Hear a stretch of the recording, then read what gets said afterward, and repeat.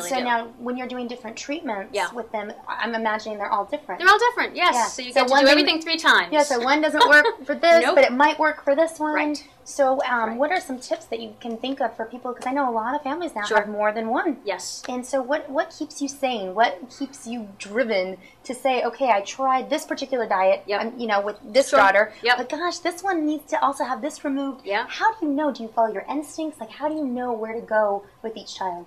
At this point, I, like everybody, I rely on the family, the autism family, La Familia, other parents.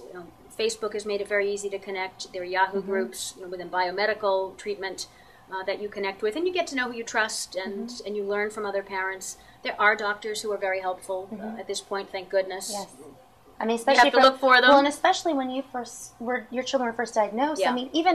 I mean, my son was diagnosed 7.5 years ago, and even in 7.5 years, we have seen it's not the same. Right. I mean, the parents that are coming in today, if you have a newly diagnosed child, I hate to use the word lucky because that sounds weird to put together. Well, it's a better time. It's a better time to have access to information. You have so much more help. You have, parents out there that are more visible, like talking about what they've done. Yep. And you can spend less hours on Google is what I always like to think of because you have books like this now. I would tell a new parent or a parent who maybe hasn't started with medical treatment, and I say medical treatment, I don't mean like going to the hospital for something, but I mean you can treat autism from the outside in with education and behavioral therapies, or you can treat autism from the inside out and assume that many of the behaviors are really a function of something that's going on in the body.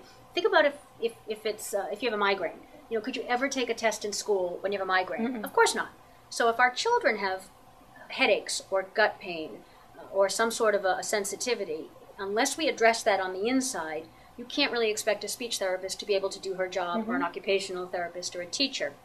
So if I had a child and I was thinking, all right, it's time for me to start working from the inside out, because it's fairly easy to get the outside in covered through early intervention, through school, there are therapy centers. That's fairly easy to find, and there's a lot of writing on it, and doctors are amenable to it. So when you go to your pediatrician, they're going to send you to school. They're going to send you to the behavioral person. And at the schools, they're already really accustomed. A lot of them are, and they're good at it for the most part. Yeah, with the IEPs, they know there's already been a parent there before. That they get so much speech, so much OT. Right. So it's already kind of laid out a little bit. It is laid out for you. So that side's done. So focus your energy on the inside out part.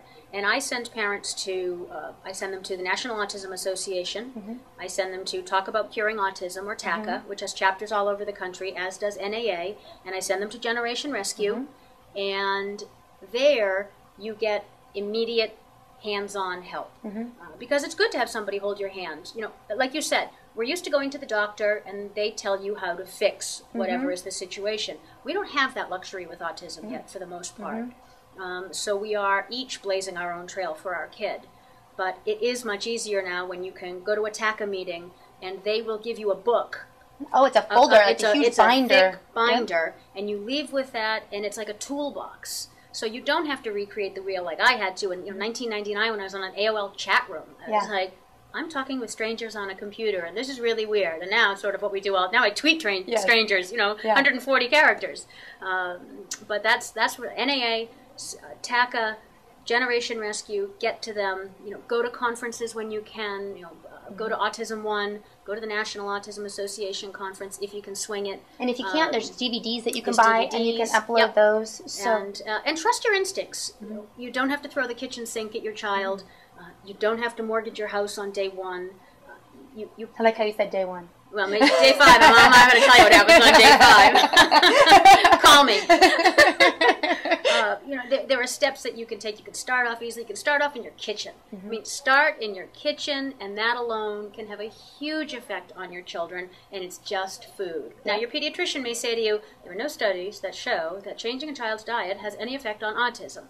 To which I say that's true, because nobody has any profit motive in studying this. It's so off the beaten path that there may not be any studies, but still, what's the harm? You can't harm your child by changing a diet to healthier perhaps less allergy-related foods. And if your child's already eating the 5 foods, and we'll just name them, and this may, ring a bell to you, chicken nuggets, pizza, waffles, French fries, cookies, crackers, milk, even the children that do the 5 bananas or 12 apples a day. The white diet, I call it, sometimes I call it the white diet. When Mia was a tot, I remember being so proud of her, and I would say, Mia can eat bowls of Annie's organic macaroni and cheese, and she loves her waffles, and she can drink 6 sippy cups of milk a day. Oh my goodness. I mean, Mia was the classic gluten, casein, craving, and she did. She devoured it, and so I fed her organic yogurt, organic mac and cheese, organic waffles, organic milk, and I was I was doing right by my child. That was a healthy diet for her. Unbeknownst to me, it was all she would eat. And I remember when we finally made the leap to gluten-free, casein-free, and we did it in stages, and I have a chapter called Beef, It's What's for Dinner, about going off, gluten and casein.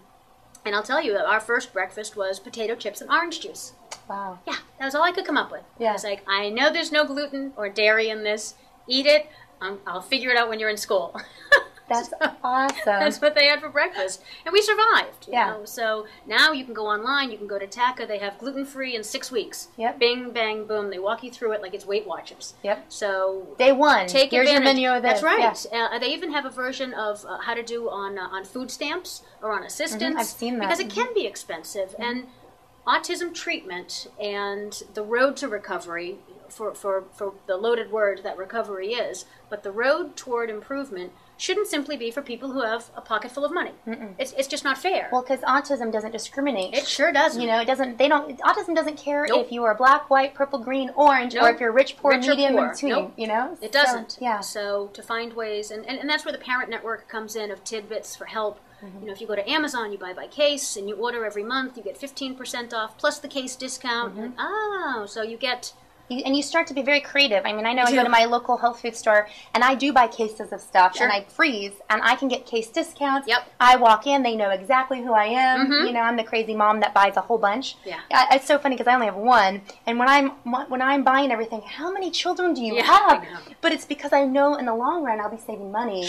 And it's just better to have it than because if you try to run out and get some of the gluten-free things, they may be out of stock, and it's the it still may be the one thing that your child really likes. It just happens to be gluten-free. So well, and now even takes some stress off. We save primarily in the produce section and the meat section. We home make a lot, but for the people that are first starting, they do have great prepackaged foods now. I mean, if that's where you're starting, and I remember not even that long ago, even 5 years ago, the food did not taste as good as it tastes today. It wasn't nearly as good, but now there are all sorts of alternatives. I'll bake a batch of gluten-free cupcakes. King Arthur flour has phenomenal mixes now.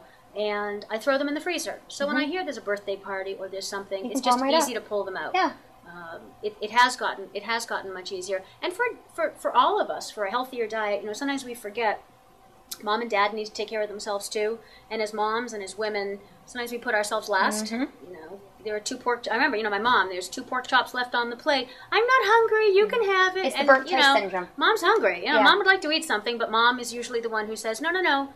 You have it. You take it. I'm okay. And we forget to do anything for ourselves. And it's hard to do, but even if you can, if you can find 15 minutes a day, half an hour a day, once a month to go out with your partner, your spouse, whoever it is, so that you stay healthy as well. And eating is a big part of that. Sometimes we're so stressed out that my diet isn't as good as my kids' diet. Oh, gosh. I'm feeding them this phenomenally healthy breakfast, and I'm munching on, a completely artificial protein bar. Like, really, Kim? And slugging coffee down. I love my coffee. I'm really good on the caffeine myself, but I love my coffee. Don't take my coffee away. Well, and I think it's, but I love the fact that you bring up taking care of ourselves, because I can remember the first year and a half, at least, I lived in sweats. And if I got to take a shower, that was really good. I used to have a joke that a spa day for me would be if I was in the shower, uninterrupted, getting to wash my hair and shave my legs at the same time. That would be considered a spa day. Definitely. And, and it's so funny, the guilt that we put on ourselves as women of we're not allowed to buy ourselves a new outfit because our child needs that supplement or our child needs that organic piece of whatever. And it's fascinating how yet, before this all started, none of us, or for the most part, majority of us weren't like, you know, Oprah's out there, like super rich. Sure. You know, but yet we all figured it out. We figured out how to take a family vacation at times. If you had a third child, you weren't anticipating that. Yeah. You figured out how to financially put that into your guys' life, but yet we can't afford to go buy ourselves that extra muffin, you know, or something for ourselves. And so, you know, and I think we learn that as we go. And if you're watching, and you're a mom especially, you know, take time for yourself. Go to Starbucks if you have to, and just sit there.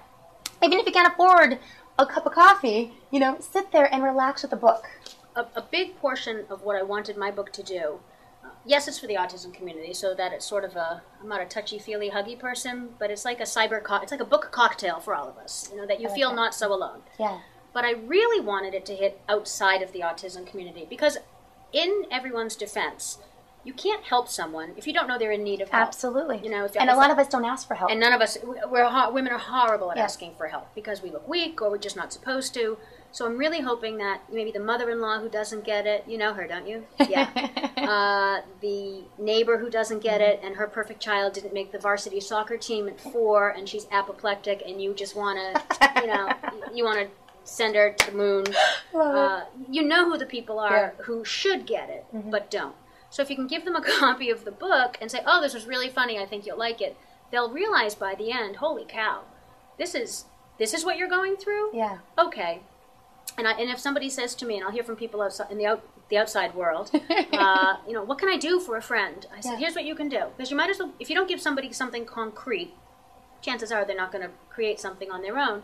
I'll say, go to Starbucks or Dunkin' Donuts, Caribou Coffee, buy a $10 gift card, bring it to Jane's house, knock on her door, say, Jane, it's 10 a.m. You can come back at 11 a.m. and send her out the door with the $10 coffee card. Her child will survive for 1 hour. If you do nothing but this to the kid, you know, you can manage it. And the child, and it's just the nicest gift you can give to an autistic